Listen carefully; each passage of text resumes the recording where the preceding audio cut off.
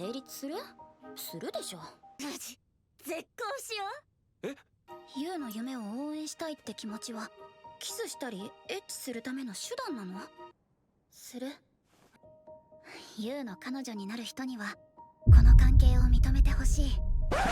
What? In what world is this a friendship? You know, with a title like that, I was expecting an actual platonic friendship between the two main characters where they slowly start to fall in love with one another, realizing that they are the most compatible with one another, with a wholesome slash soul burn type of romance blooming between each other. Something similar to I made friends with the second prettiest girl in class. Little did I know that this friendship is filled with some of the craziest mental gymnastics that I have ever had the misfortune of witnessing from a main girl. For example, she tells the main character, Yu, to kiss her, and when he actually attempts it, she takes a picture of him while laughing at his face, making him completely embarrassed and flustered because, you know, who the hell wouldn't be? And you know what this girl proceeds to say quite literally 15 seconds right after this entire shenanigan?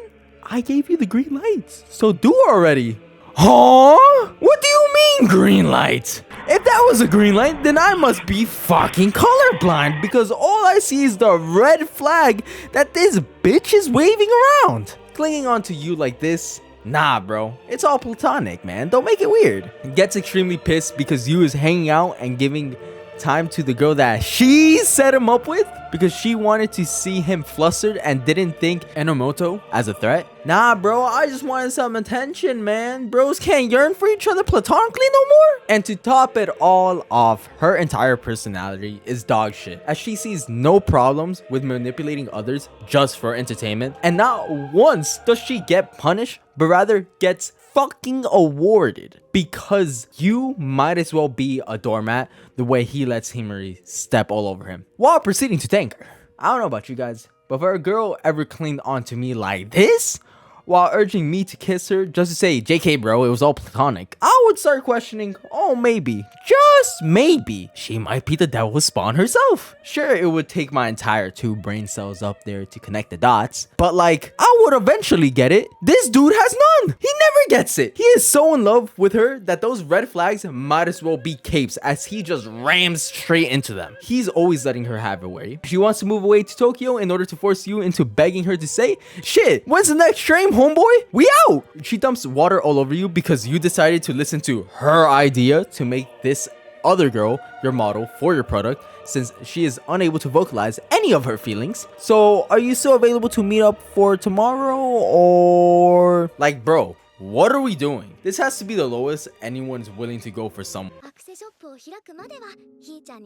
Enomoto, girl, sit down. Let's talk.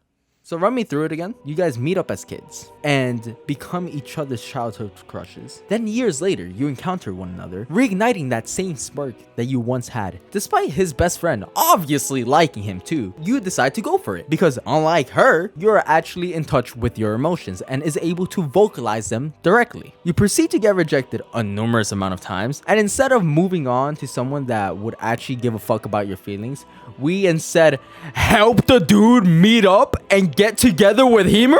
The same girl that finds amusement in your downfall while kicking you down at your worst. The same girl who manipulates your crush into taking a photo of him, attempting to kiss her, just so she can send it to you with the agenda of having your soul crushed? And we're fucking saying you're letting her borrow him? Please, someone, anyone, make sense of this, because this has to be one of the most idiotic things that I have seen in a romance in a good while. And don't even get me started with the actual plot of the story. So let's summarize this snooze fest. Yu wants to start a business of flower jewelry since it's his one passion in life. However, his family doesn't support him at all, so in order to convince them to give into his dream, he needs to show that this type of business is actually feasible with some type of results. This is where Himari comes in as his model while promoting the product to everyone both in person and on the internet. So far, not so bad. Until the shenanigans starts happening between all the characters. Remember how I said that Himari was gonna head to Tokyo as a way to make you beg her to stay? Well, like the idiot she is, she didn't think that far ahead at all and decided to actually commit to an agency that was based in Tokyo and pull out from the deal without any warning just cuz. And in her head, she was like, yep, there's no way this can go wrong at all. So the main antagonist of the season comes to pick up Himari because it's too late for her to back out of her commitment. This girl being Kureha. Himari and Yu strike up a deal with her, stating that if Yu can make a flower piece that is able to impress her, then she will head back to Tokyo without Himari. Shenanigans happen, and Yu starts to focus on his relationship with Himari more than the actual product he is creating, resulting in a failed piece. And just when Himari is about to head to Tokyo, boom! A shit ton of money from an outside source, this source being the side character Shinji, is able to make this entire situation disappear, and everyone celebrates in one big happy cuck circle, meaning that this entire buildup for the past 12 episodes has been for nothing. None of the 10 situations actually mattered. All they had to do was throw some bread at the problem and poof, it's completely gone. I'm never watching this show